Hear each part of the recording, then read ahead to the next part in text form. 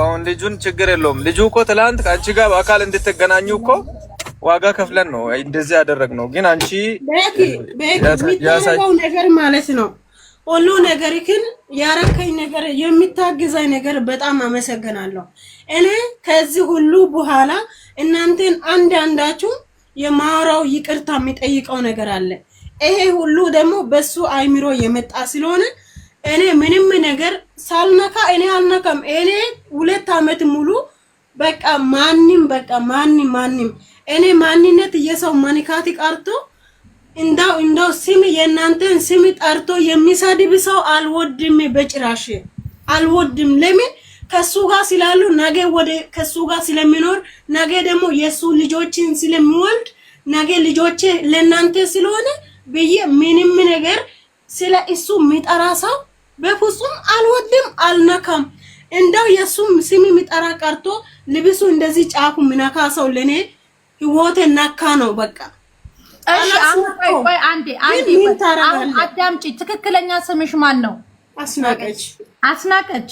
ልጁን አሁንም የልጁ በግልጽ 3 ጥያቄ ጠይቅሻለሁ መልሽልኝና ያንቺ አጀንዳ መዘጋት ስላለበት ነው።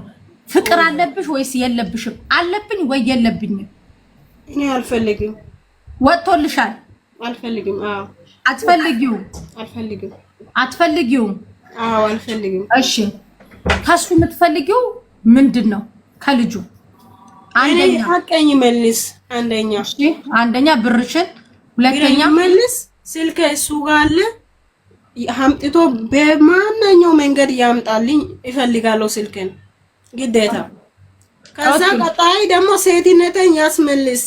አሁን እኔ ሜዳ ላይ ሴት ወንዶች ሙሉ የፎሴተሹ ያምራል፣ ሴቶቹ አሲና አንቺ ራቁት ፎቶ እንዴት ትፎስቻለሽ? መስዬ አሁን ይሄን ነገር ቀላል ነው።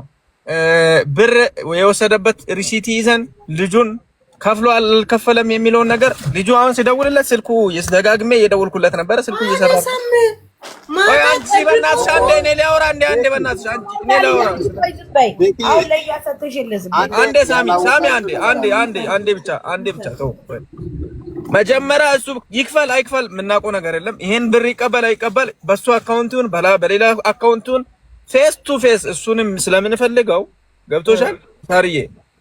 ይሄ ነገር እኛ እሱ በሌለበት ትላንትና እሱን ፌስ ቱ ፌስ ለማገናኘት ሞክረን ነበረ። እሷ ያደረገችበት ነገር አንዳንድ አካባቢው ላይ ነበረ ልጁ ማለት ነው ትላንትና። ምክንያቱም ልጁ አዲስ ነው። ልጅቷ ተንኮል ስለምታስብ እኔ መቅረብ አልፈልግም። አንደኛ የተሳደበችው ነገር በጣም መጥፎ ነገር ሴንሲቲቭ